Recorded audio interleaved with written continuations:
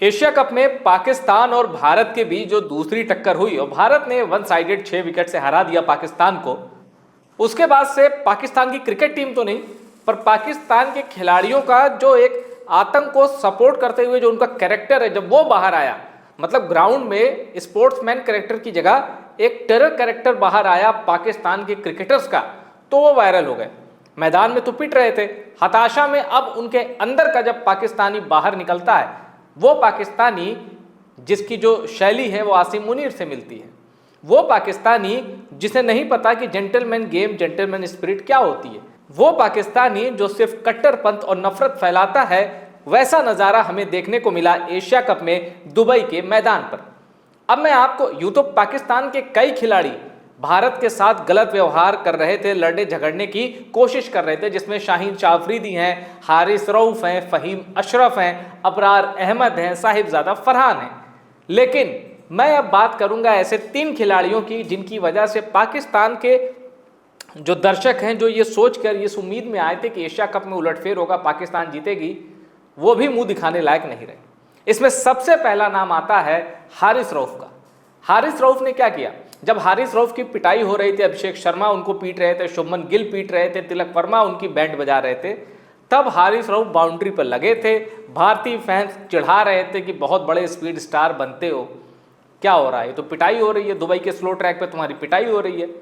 उसके बाद हारिस रऊफ ने, वो ऐसे करते हैं फिर इशारा करते हैं यूं, और फिर वो ऐसे भी करते हैं।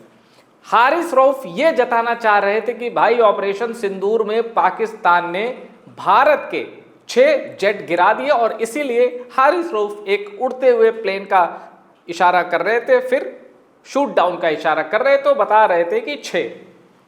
हारिस रऊफ की यह हताशा इसलिए है कि हारिस रऊफ, अगर उनकी इतनी धुनाई यूएई में हुई थी, तो अब वो करे तो करे क्या? अब उनको जो अपनी खींच उतारनी थी वो उन्होंने अपनी उस भावभंगिमा से, अपने उस एक्शन से उतार दी। लेकिन आप सोचिए कि पाकिस्तान का एक क्रिकेटर इस तरह की हरकत कर रहा है, और ये वही हारिस रऊफ है।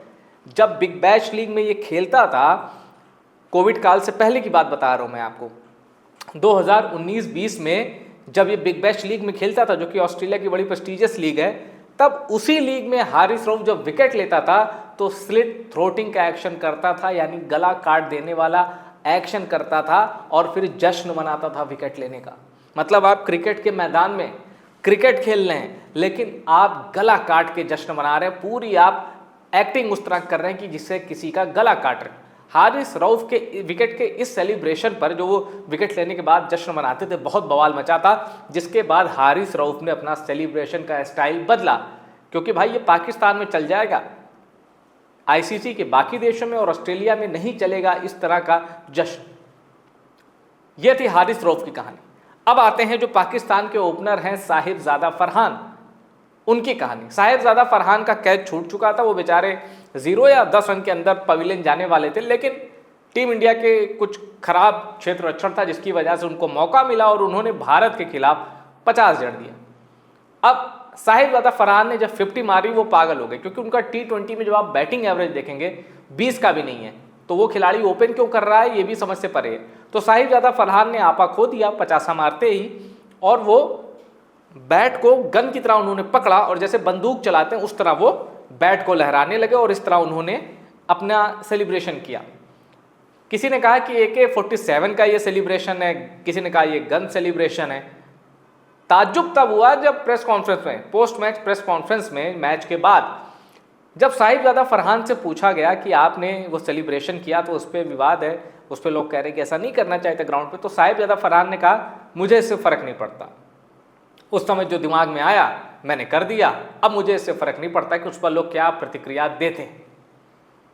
मतलब एक तो गलती, ऊपर से उस गलती को छिपाने की बजाय, उस गलती पे शर्मिंदा होने की बजाय आप उसे ही जायज़ ठहरा देते हैं।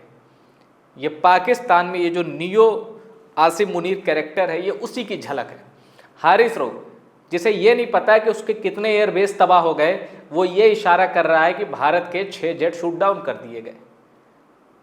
अपने एयरबेस की ओर झांकने की बजाय हारिस रऊफ वही बोल रहा है, वही जहर उगल रहा है जो DGISPR या ISPR या आसिम मुनीर कहते हैं। आसिम मुनीर अपनी आवाम को रटाते हैं।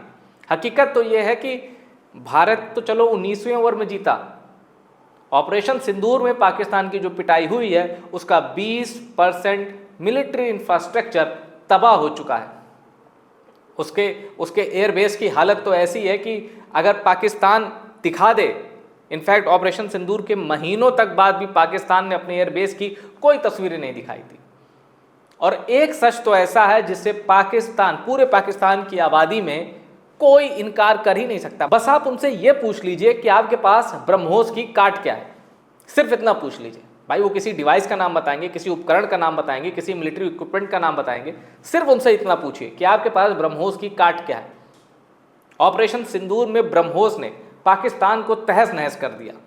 और एशिया कप के अंदर टीम इंडिया के जो बल्लेबाज है उनका बैट भी ब्रह्मोस जैसे ही हमले कर रहा था पाकिस्तान पर। मैदान जंग में पिटे और खेल के मैदान में पिटे।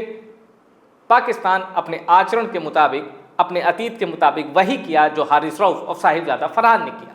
अब तीसरे खिलाड़ी से मिलिए, शाहीन शाह अफरीदी। ये आए थे, इनको लगा था यार 160 के ऊपर का हमें स्कोर मिल चुका है, अब चमत्कार हो सकता है, हम मैच जीत सकते हैं। पहली गेंद अभिषेक शर्मा को बाउंसर मारी, उसके बाद अभिषेक शर्मा ने गेंद को बाउंड्री में पहुंचा दिया। अब उसके बाद शाहीन शाह अफरीदी भीड़ पड़े खिलाड़ियों से, तो शुभमन गिल भी शाहीन शाह अफरीदी को खरी खोटी शुभमन गिल ने भी सुनाई और अभिषेक शर्मा ने, और इन दोनों खिलाड़ियों ने 100 रन की पार्टनरशिप कर दी।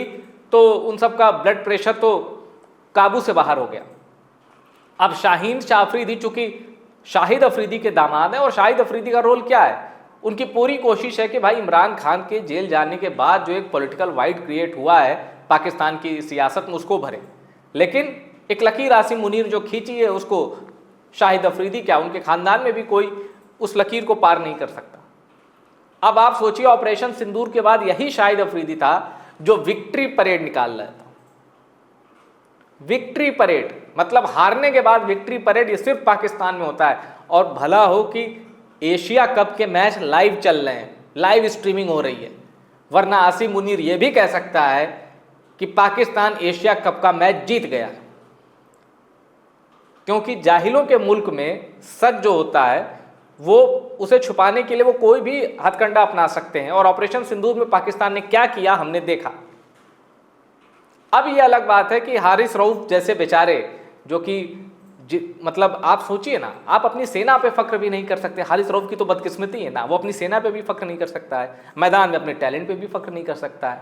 अभिषेक शर्मा जैसे युवा बल्लेबाज ने धज्जियां उड़ा दी पाकिस्तान की बॉलिंग लाइनअप की। शाहीन अफरीदी हो, हारिस रऊफ हो, अबरार अहमद हो, फ़हीम अशरफ हो, मोहम्मद नवाज हो, धज्जियां उड़ा दी। सईम अयूब हो, धज्जियां उड़ा दी इन सब की। दिवाली से पहले जब आतिशबाजी हो गई दुबई में मैदान पे, पाकिस्तान का होश खोना बनता है। इसलिए पाकिस्तान के जो खिलाड़ी हैं उनसे मुझे कोई नफरत नहीं, सहानुभूति है। और एक बस उनके लिए दुख की खबर है कि आगे आने वाले दिनों में भारत आपको ऐसी ही चोट देता रहेगा, मैदान के अंदर भी और मैदान के बाहर भी। टॉप सीक्रेट की रिपोर्ट पसंद आई उसको शेयर करिएगा और टॉप सीक्रेट को सब्सक्राइब जरूर करिएगा।